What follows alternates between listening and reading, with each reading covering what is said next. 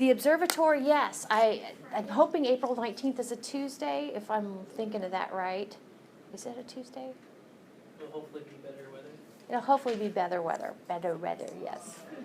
And actually, April 21st, I think, is a Friday. But the third Friday in April, when your labs are due, that actually, it coincides with the observatory is open for public viewing. So the observatory is open for public viewing on the 7th, and plus 14 is 21, the 21st, okay? So April 7th and April 21st are Fridays. Your lab write-ups are due on Friday. You can come to the observatory Friday night. I know it's a road trip, but it's not bad. And you can actually, in the email I split it up, I think, into two parts.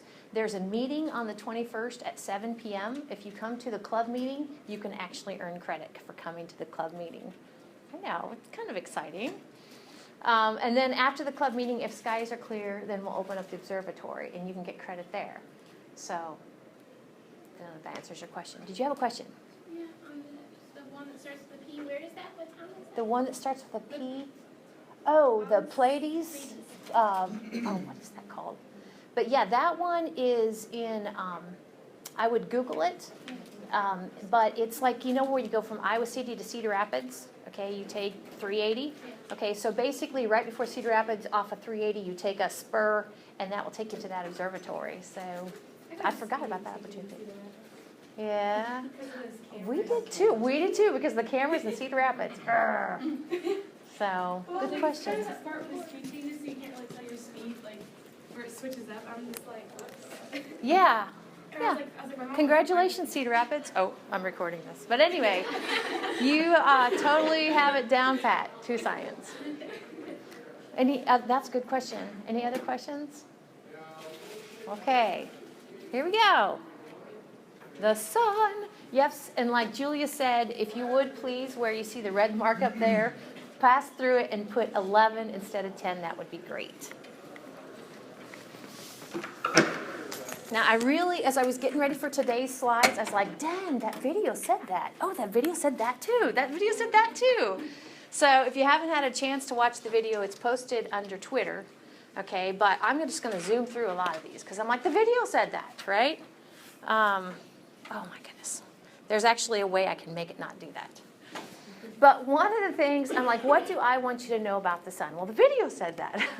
One of the things I want you to know about the sun, actually, we're prepping to kind of transition from the sun and our solar system to other stars, okay? So this whole thing about what we know about our sun, that actually applies to other stars, too. So how do stars create their energy? Well, if it was just ordinary, like, you know, you light a match, that's called combustion, okay? Basically, carbon stuff is combining with oxygen to form carbon dioxide and water. Well, if that was the ordinary burning, then based upon the mass of the sun, it could actually burn for about 10,000 years, okay? It's not ordinary burning. We talked about how actually as you take things like the solar nebula that are large and you squeeze them in, okay, you are converting potential energy to kinetic energy and it heats up. Okay, if that was the source of energy for our sun glowing and doing its thing, it would actually last about 25 million years. Now, do you remember how old I said our solar system is? 4.6 billion. With a B, exactly. 4.6 billion years old. That's how old, that's how long our sun has been burning, okay, putting out energy. So instead of all that, we finally get to something that is reasonable time-wise. So our solar system, our sun started its heating 4.6 billion years ago. So this idea of basically nuclear fusion, we aren't going to become nuclear chemists by any means, but this idea of nuclear fusion going on in the cores of all stars, including our sun, is how they power themselves. So I'm going to talk a little bit about nuclear fusion, okay? So based upon that, and you've heard, I usually say half. If you take 10 and divide it by half, you get 5. And 4.6 is about half, okay? 4.6 is about 5. So usually I say that our sun is about halfway through its first stage of its life. What we're going to see about stars, we're going to talk later in Unit 4 about how stars live their lives. This first stage is the longest stage. And then the sun's life stages are going to get shorter and shorter. The video we watched, oh my gosh, it talked about how our sun is going to end its life. Okay, so that's kind of what I'm alluding to. But I know, don't tell your kids this.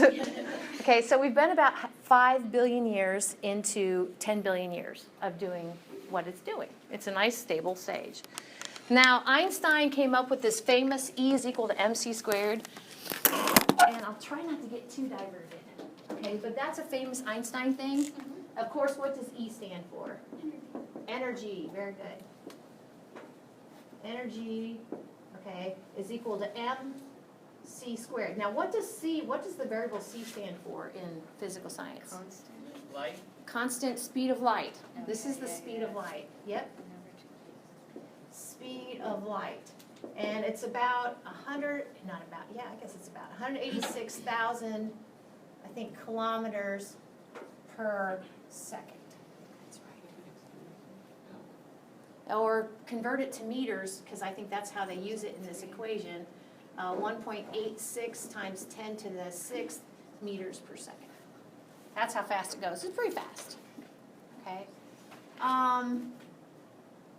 So, I'm not sure I got all that right. Something like that. No, because this would be. That's miles per second. Is it? 186,000 miles per second. Okay. Well, no, I think it's kilometers. Because the metric is the one I remember, and the English I don't remember. But we will double check that. It's a big number. I'm not staking my reputation on this. Okay, well, what is M? Mass. Yep, you got it. So do you buy this, that since this is a big number, it takes just a little mass will do you. Just a little mass times a really big number will give you a fair bit of energy. And as I talk about nuclear fusion, just kind of the basics of nuclear fusion, I'm going to show you where this mass comes from. All right. So anyway, E is equal to mc squared. I promise I'll go faster coming up. Okay. So now I think the video said this. I'm sure it did somewhere if you listen to it. Stars, including our sun, in order for nuclear fusion to occur, it needs really dense conditions, what we call high pressure and high temperatures. And notice where I'm pointing, high temperatures and high pressures. I'm pointing into the core of the sun. And stars do this only in their cores too. Okay, only here can you get nuclear fusion to occur. And this said the way it got those high temperatures anyway was by converting its, when it shrunk down, it got hotter and hotter and hotter as it shrunk down, and it got more dense. Okay. So finally we're on to an active sun here. Okay. Let's see, what do you guys need to know? Well, can you see the green arrows here on this left one pulling in? Okay, that's something we deal with every day. That's gravity. Okay, so we have gravity pulling in on our sun. Gravity pulls in on all stars. Okay, this outward thing right here, the red going out, that's actually related to kind of the positive pressure that our sun and all stars have associated with the energy. Okay, so the red going out is like the energy going out. Notice where the red is coming out from, that red thing right there in the middle, that's the core. That is your nuclear power plant right there in the middle of the star. Okay. And we're going to, when we talk more about stars as they live their lives and all that, all stars have this gravity kind of being balanced by this pressure that's coming from their cores because of the energy they're producing by nuclear fusion. So we have coming in, going out. Now, in order to kind of see what a star is doing in its life, one of the things you can do is just say, is it swelling or is it contracting? And if it's not swelling or contracting, it must be pretty stable. And our sun's pretty stable right now. Okay. All right. So, sorry, look sad face. So, again, I'm kind of setting up for talking about other stars. We're talking about our sun here. We compare other stars to our sun, not so surprising. So if we talk about radius of other stars, we might talk about it, compare it to big R means radius of other stars. The radius of our special star, the sun, is about 696 kilometers, which 1,000 kilometers, excuse me. And if you compare that to Earth, that's about 109 times the radius of the Earth. So it's pretty big. Sun's pretty big. One thing, in case I don't forget to, or I forget to mention it later, is oftentimes, like this where it says R subscript sun, a lot of times it will have the symbol for the sun, which is just a circle. Is that not cute, with a dot? I know, it's adorable. My pen's not working. Circle with a dot. Goodness, it keeps wanting to do something else. That's the symbol for the sun. So subscript, circle with a dot means of the sun. Bless you. The mass of our sun, okay, it got the lion's share of the solar nebula that made our solar system, like I think the video said. You can see the mass up there, solar mass. How much energy is our sun putting out? Now we'll talk about other stars, how much energy they're putting out, but that property is called its luminosity. Actually, it's akin to, I think, yeah, it'd be directly akin to when you go to the store, you buy a 60-watt bulb, or you buy a 40-watt bulb. Okay, basically you're looking at what sort of energy is it putting out. Luminosity, what's it made of? What's our sun made of? Well, mostly hydrogen. Okay, now here where it says hydrogen and helium, I'm going to actually bring in the whole fusion that's going on in our core. Our sun is, we'll talk more about this, is what we say converting hydrogen to helium. Our sun is converting hydrogen to helium. That is fusion, via fusion, nuclear fusion, hydrogen and helium. Now, we are awesome in here. We have a periodic table in here. So one of the things about hydrogen and helium, if you compare them, which one's simpler, hydrogen or helium? Hydrogen. Hydrogen's simpler. And by simpler, we probably mean it only has, the one means proton. There's one proton in its center. Helium has how many protons? 2. Okay. So that's kind of the crux of what stars are doing in their cores, is they are taking hydrogen via nuclear fusion and converting it into helium. So they take 2 hydrogen atoms and they make helium. It's a little more complicated than that, but I like to kind of think of it as taking 2 hydrogens, squish them together to make a helium. Again, it's a little more complicated. For some reason, it ends up like 4 hydrogens to make 1 helium because you convert some of those to neutrons. But yeah, that's kind of how it goes. Yep. Yep. Okay, what else do we need? Oh, spinning. Does the sun spin? Yep.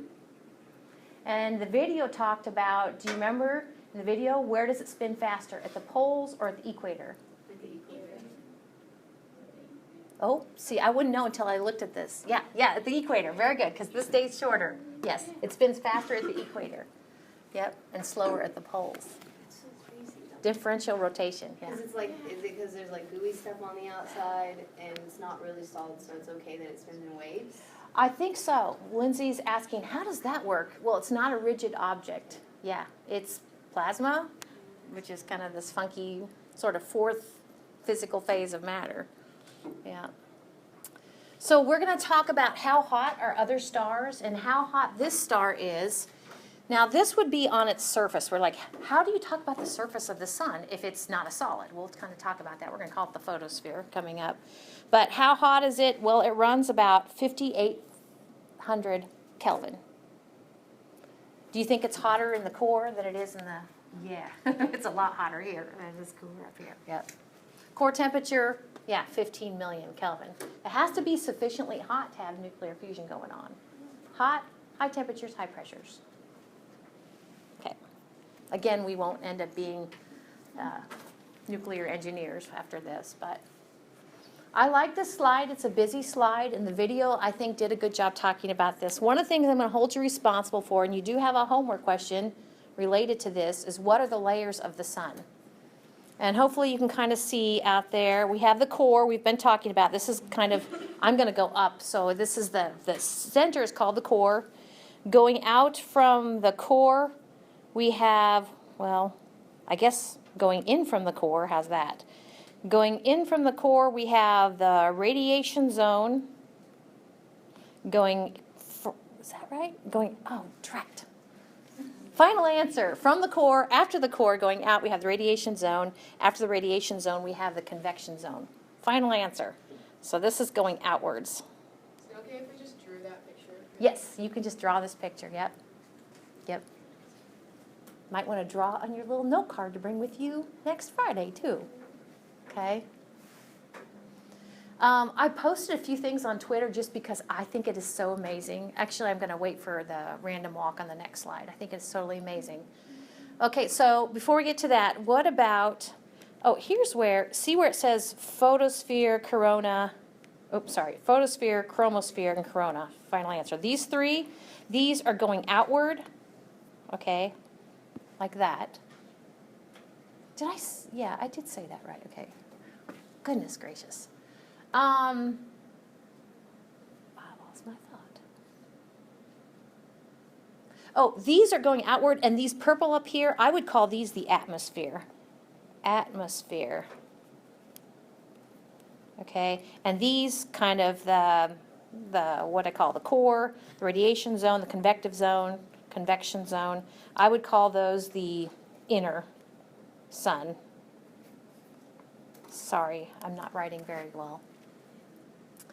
But going outward, I mentioned the temperature of the sun. The temperature of the sun is actually the temperature of the photosphere. So that's kind of like the transition from the inner part of the sun to the sun's atmosphere. The photosphere, and you can kind of see its temperature. It's at a 5,800 Kelvin, 6,000 Kelvin, which is similar. One of the things that the video talked about is the temperature of the atmosphere. As you go up, it gets hotter. You're like, dude, are you serious? And I can't remember what the video said, but it does get hotter. So the photosphere is the actual surface of the sun? Yeah, the photosphere I kind of liken as the lowest part of the atmosphere and kind of the first part of the surface. So, yeah, I kind of think the photosphere is the surface. And then the corona? Or Corona's out there, and chromosphere is here. Yeah. So, photosphere, if you were going to step on the sun, I think it's kind of, we're going to talk about granules. When people think of kind of the surface of the sun, they kind of think these cool things looking like granules. And those, as I've read, are kind of embedded in the photosphere. Okay, so when you never look at the sun, but if you glance or you look carefully at the disk of the sun, you're looking at the photosphere. The corona and the chromosphere are invisible. Okay. But like the video said, I think your best bet at seeing the atmosphere, the corona and the chromosphere is during an eclipse. That's amazing. So the chromosphere is beneath the corona? Chromosphere, yes. Yes. Yep. And then the solar wind, right? Solar wind, yes. So you can actually lose your eyesight by looking at the sun. Yeah. But how do you know, like, if it's safe to look at? Yeah, as a instructor or whatever, I would just say never look at the sun. Not How we even a all glance sunrise? at it. Not what? Not even a sunrise? Well, Because it's not very strong at first, but then you can't look at it. off the record, I understand. You figure sunrise is one thing we have in our favor is there's more atmosphere that the sun's rays are coming through. Right. But it's hard to say at what point you're in danger as the sun moves up. So Because, like, I take pictures of you know. you could Google it and kind of look about safety looking at the sun. And I'm getting off track, but if, The radiation zone, is that kind of like the mantle for comparison? I didn't talk much about this radiation zone here, and actually this is going to be the random walk part, the radiation zone, that bright yellow there. Yeah, it's kind of like the mantle. And they call it the radiation zone because basically that energy that came from the core is going to kind of radiate through that zone. And I think the number is 170,000 years to on the long side to 10,000 years. That's how long it takes a little bit of energy to get through the radiation zone. It's called a random walk. So you figure that little bit of energy took that long to get through the radiation zone, and then that little bit of energy comes to us, and As a form of a photon. yes, yep, in the form of a photon of energy. It takes like 10,000 years to get out of the 10,000 to 170. Yep. Yep. It's like really efficient. And I posted on Twitter a couple of articles about this because I am so fascinated by it. But, so, yeah. So let's talk nuclear reactions. And before we talk nuclear reactions, I'm going to put the symbol U here. What element is the symbol U stand for? What element is that? Uranium. Uranium. Yep, uranium. Uranium's great at doing this. Now, this is a nuclear reaction. We actually, that whole red and black thing, that is protons and neutrons in the nucleus of an atom. So basically, the electrons are out here. Focusing on the center of an atom, what happens in, this is called nuclear fission. Let's see, do I say this? Yeah, fission, where basically it breaks apart. Okay, so uranium is pretty good at doing that. Okay, like really? But just certain isotopic forms of uranium are unstable. Now, as it breaks apart, it releases, whether it's this type of fusion or the other type of fusion, not releases. It consumes, it converts a little bit of mass into a lot of energy, according to Einstein's equation. What a rush to be Einstein. You know what I'm saying? Yeah. We're talking about fission now? We're talking about both of them. This is fission. So if you were to weigh these two pieces afterwards and compare that weight to this, you would have lost a little bit of mass. It's a little bit lighter, and that mass is converted into energy. That's so cool. I know. I just barely know enough to be dangerous. So anytime we're dealing with nuclear, we're talking about Right. Anytime we're dealing with a nuclear chemical reaction, we're talking about matter being converted into energy according to E is equal to mc squared. Yep. So the uranium thing, that's fission, because uranium's pretty big. Oh my gosh, it's really big. It's got 92 protons in its nucleus, not to mention the neutrons that are in there, so it splits apart. Now, you guys told me this would be hydrogen and hydrogen going to form helium. Well, I'm not real thrilled on this, but I suppose I buy this. Okay, hydrogen, hydrogen going to form helium. Again, if I were to weigh this and to weigh this would be a little bit lighter, okay, and the mass difference would have created energy according to this equation. So helium, by nature, has less mass than hydrogen? No, helium has more mass than hydrogen, but if you're creating helium by nuclear fusion like this, the mass that you start with is less than the mass that you end with. Yep. So these are trying to show you moving particles. Kind of see the arrows, those are moving particles. Picture these particles in the core of a star, in the core of our sun. And picture those particles. The first one up here is a near miss, okay? In order for helium to come from hydrogen, they have to be under high pressures and high temperatures. The high pressures get them close together, and the high temperatures get them a lot of energy, because remember we said at higher temperatures particles have more energy. So you have to have that collision going on, and you have to have them proximity going on, okay? So this was an unsuccessful attempt. Maybe the pressure wasn't high enough or the temperature wasn't high enough. And this is a successful attempt, okay? So it's like shoving two magnets together. Right. Yes. Shoving two magnets together that don't want to come together, but finally once they're together they switch poles and they're like, hey, I love being together because now I'm a helium. Yeah, exactly. Exactly. But so like the hadron collider, that's they're not doing fusion there, are they? The LHC, the Hadron Collider actually, we'll talk more about that later, I think. Okay, but I think one of the things, no, it can't be fusion. Okay, but they are worried about other things about the Hadron Collider. I think you have pressure, but you don't necessarily have the temperatures. Now there are, and maybe this gets to this, there are controlled nuclear reactions going on in our core or in a power plant with uranium. And then there are uncontrolled nuclear reactions where it's just a blip and it's gone. Like So- the bombs.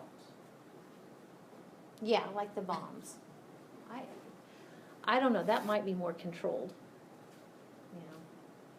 This is a busy slide, and this kind of goes back to what Ty up here was saying. So you take two hydrogens, and actually the slide a minute ago, figure a minute, so you take two hydrogens, combine them together and get a helium. But it's a little more complicated than that, and this kind of talks you through it. This actually, the P stands for what? Proton, perfect. And actually the normal form of hydrogen is just one proton, no neutrons, a naked proton with electrons. But so we have hydrogen, so that's wherever you see P, kind of think hydrogen. So we have two hydrogens combining to make something new that's called actually heavy hydrogen.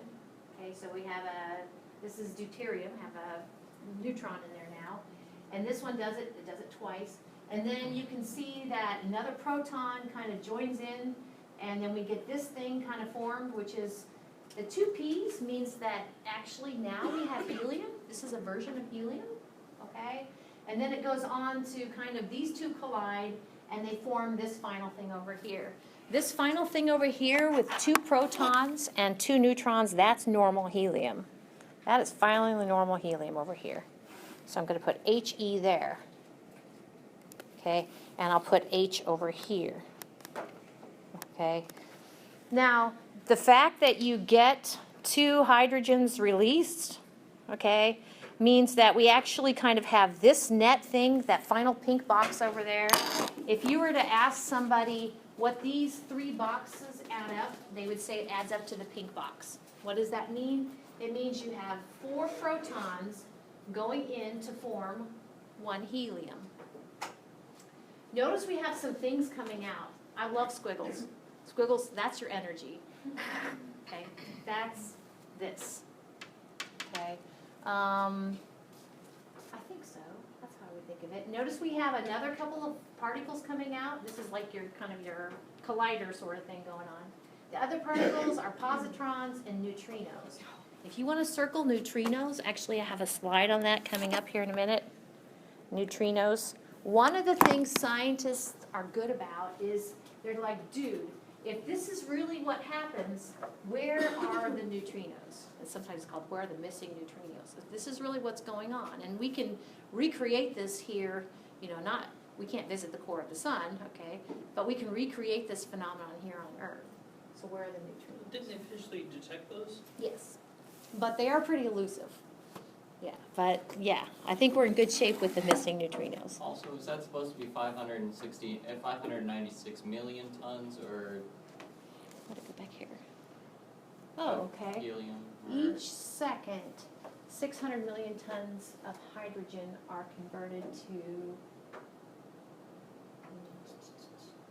I don't know, it seems wrong, doesn't it? yeah.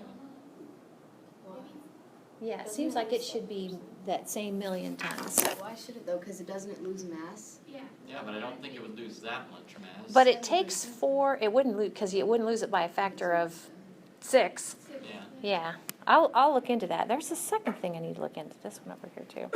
I agree. But it takes 4 of these to make 1 of these. So it seems like, I don't know. That's a good question. That doesn't quite seem right. But it also doesn't seem like it would be almost the same, you know, million tons. It seems like it'd be a 4-to-1 ratio. Yeah. Good catch. All right. So this was the pink box. And kind of over there, if you were to kind of say what goes in and what comes out, 4 protons come in, and what comes out is the helium atom. Okay, that's the H4 helium atom. And positrons, neutrons, and gamma rays are your energy. So that is your energy. Bless you. Thank you. So we could actually kind of back to what Jay was saying. We should be able to take this factor. So I bet it is millions of tons. Yep, I bet he's right. Because actually, if you're back to mass, you're not back to counted number of atoms. So go ahead and insert millions of tons with regard to the helium that's formed. If you do the math, I'm hoping with those two numbers, you come up with how much mass was lost. Okay, and that's the mass then that is, you take that mass times the speed of light squared, and you get the energy that's released. I think the units will be, if you go metric, joules. Okay, there we go. So this slide is kind of back to, remember a minute ago when we said we have gravity kind of going this way with the matter associated with the sun, and pushing outward is from the energy that the sun is creating, okay? So if the pulling in force is equal to the pushing out force, what happens to the size of the sun? Maintains, exactly. And the way this works, and actually this works in other stars too, okay? Let's just say there's this kind of cool sort of correction that goes on. Let's just say you're like, okay, for whatever reason it starts contracting a little bit more. Like, okay, well if it contracts a little bit more, then you have a little bit higher pressures and a little bit higher temperatures in your core. And then if that happens, guess what? It's going to pump out a little more energy. And if that's the case, it's going to fluff out a little bit. Okay? So if it fluffs out a little bit, guess what? It cools down. Okay? And if it, is this right? And if it cools down, then it will shrink a little bit. Yeah. So it kind of has a little bit of wiggle room. Okay? And it kind of self-corrects. It's like a thermostat. So our sun swells a little bit and shrinks a little bit. Okay, but within a certain amount of kind of tolerance. It's pretty steady. It's got another how many more years before it does something different? About 5 billion with a B. Yeah. This is the random walk I was talking about. And remember the inner parts of the sun, it goes core and then radiation zone. It starts, let her see what comes after radiation zone. Convection zone, yes. And the random walk that I kind of posted under Twitter is describing this random walk through the radiation zone. It's been so long, like trying to find a purpose. It is. So it's really random. It is really random. But there's. It's like a fly trying to get out of a living room with a window. It is like a fly trying to get out of a living room with just one little window possible. So it's pretty cool. I mentioned, we talked about photosphere, and I kind of think of photosphere as the surface of the sun, but I've also kind of had it described as kind of the beginning of the outer part of the sun too. But the photosphere, doesn't this look like honeycomb? Mm-hmm. And if I were to animate this, I don't think I have any hot links here that does it, but basically those little kind of, looks like bees kind of go in and out of the honeycomb, right? They kind of change the walls of these are called granules. The walls of the granules kind of morph, okay? But they're always there, okay? They're always there. They are so cool. So like those little island things are called granules? Yep, those little island things are called granules. Yep. And through, like my telescope, if it was clear tomorrow, we'd get the telescope out. We definitely would not see granules. Okay, we're doing good to see sunspots, which is coming up. Okay, sunspots would cover a bunch of granules. Does that make sense? And so we can barely see the sunspots. All right. So there's a lot in science about, now how do they know that? How do they know that? So we've talked about the layers of the sun. How do you know that? Well, one thing is just what we know about nuclear fusion. Just what, not we know, but they know about nuclear fusion and about the transport of energy through those 3 zones. The sun actually sends off a certain, and all planets send off a certain hum. And I didn't kind of emphasize this, but I know, you're like, really? We could, if that's the sun, we could go over here to Jupiter or to Saturn, and there are actually audible sort of hums they send out. And that kind of reminds me of this. But the sun actually sends out a kind of a hum. Now, is the sun's surface solid? No.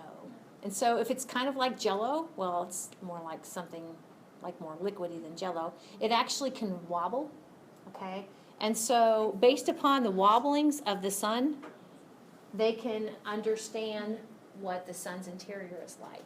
It's kind of like seismology on Earth. How do we study the interior of the Earth? Well, we look for, I don't know if you can strike the Earth, kind of a man-made sort of impact, and kind of look at how that shock wave propagates through the Earth. And that's kind of along the lines of what we do with the sun, and the natural vibrations. This actually is, we were talking about neutrinos. So yeah, I think we're okay with finding the neutrinos now, but that hasn't always been the case. I've been teaching this for 15 years, and so they've come a long way. They're not as missing as they used to be. But the problem with neutrinos is, even though that there are gads of them coming from the sun all the time, is that they basically pass through material like matter, the matter isn't affected. So neutrinos pass through the Earth and all that. So that's kind of a problem. Okay, so if you track it down, I've seen videos on it that there's a video that talks about they put these vats of chlorinated compounds like down in like mines, okay, to try to catch neutrinos in action. So anyway, I think we're okay with that now. But it used to be more exciting than it is now. Okay, so speaking of exciting, so what is solar, no, not solar weather. What is space weather? Space weather is solar weather, basically. If somebody says, I'm studying space weather, then they're probably studying what our sun is doing, okay, emitting energy in all directions. That's space weather. But I was thinking about you guys today coming in through the rain. I'm like, well, good thing it's H2O instead of H2SO4, sulfuric acid, like Venus, or methane, CH4. At least we have something that we can live as it falls from the sky. Okay, so space weather is what the sun's doing. And I think I like the video we watched Monday because it talks about the flares, okay? It talked about sunspots, flares and sunspots. The big daddy of them all are these coronal mass ejections. Okay, that's the CMEs. I think you have a homework question that says, what are active features of the sun? And I thought it was neat that the coronal mass ejections are basically a chunk of the sun, not really a big chunk as far as the sun's concerned, but as far as the Earth's concerned, it's a big chunk. Okay, coronal mass ejections. And if that where it's being ejected from the sun is in line with the Earth, then we're screwed. No offense, but yeah. But you figure the sun is rotating, so we kind of take our chances that when it spits something, it'll be that way. Okay. So yeah. Now this down here, you kind of see it go up and down and up and down. If you look at the scale, you're looking years. These are years. So year 1900 to the year 2010. The up and down. The up means to lots of sunspots. The down means to not many sunspots. Up, sunspots. Down, not many sunspots. Okay, and that cycle we say is every 11 years. So it goes to an 11-year cycle. And I checked and I put a link to some of my favorite places to look for space weather on Twitter. And actually, spaceweather.com is one of my favorite places. Go figure. So it will tell you if there are any sunspots. Spaceweather.com. So hopefully you're okay. Can you guys see this right here? Can you kind of see the granules? Good. So, of course, the granules are always there. The granules are not part of what we call an active sun. If you have lots of sunspots, you figure you're going to have maybe the coronal mass ejections, the solar flares. I think I have a picture to kind of show you the prominences and the filaments. This right here, this looks scary, doesn't it? Okay. This was taken not in visible light, but I think infrared. And those things right there, those are the coronal holes.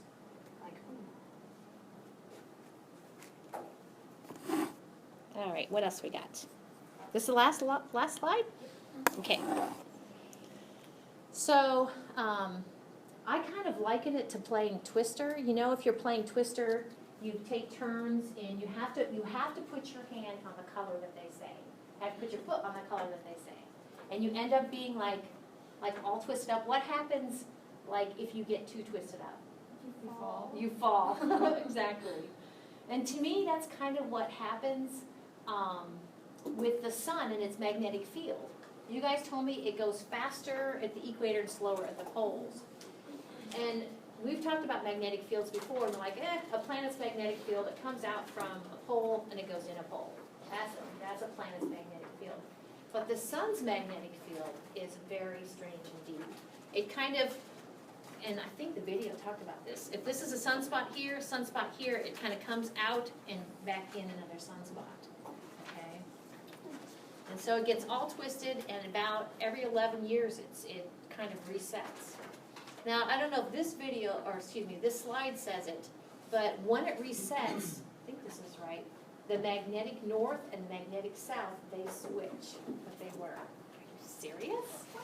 So it's just very, very complicated. Okay, so we'll go ahead and stop there instead of starting in on stars, but come Friday with your learning hat, because we'll see how far we get through stars. Stars are wonderful, beautiful things. And then room 512 tomorrow morning at 10. Yes.